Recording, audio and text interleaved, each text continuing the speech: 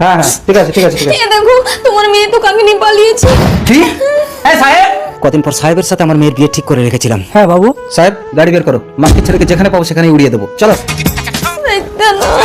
জলদি গাড়ি স্টার্ট করো। চারিদিকে ভালো করে দেখো, এখন বেশি দূর যেতে পারেনি। আমি আর হাঁটতে পারছি না চন্দন। আরেকটি চলো বিন্দিয়া।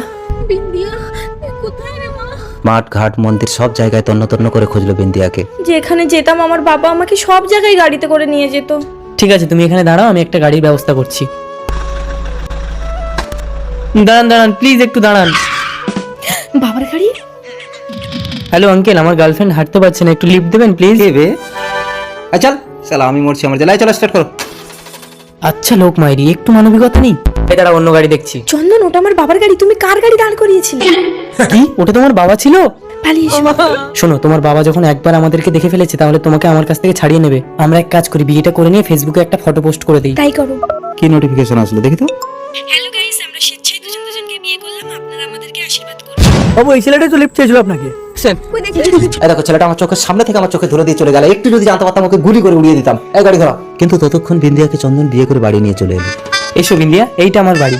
তুমি আমাকে রান্না করে খাওয়াতে পারবে তো? হ্যাঁ পারবো, তুমি যাও বাজার করে আনো। ঠিক আছে, তুমি ঘরে ঢোকো, আমি এক্ষুনি বাজার করে আনছি। তাড়াতাড়ি আসবে চন্দন।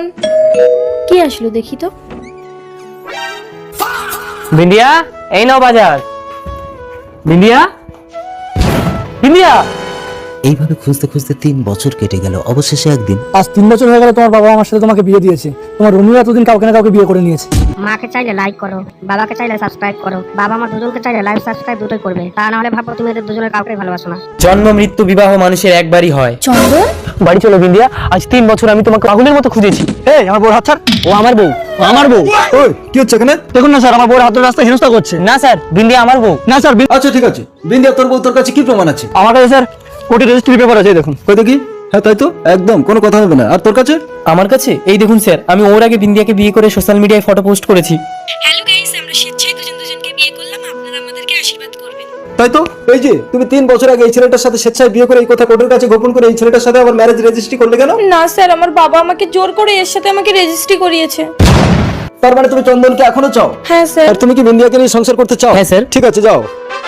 বিন্দিয়া, এই কোর্টের চোখে ধুলে দিয়ে পরের বউকে জোর করে ম্যারেজ রেজিস্ট্রি করা? চল তোর 2 শ্বশুর জামাইকে জেলে বসিয়ে যত্ন করবো।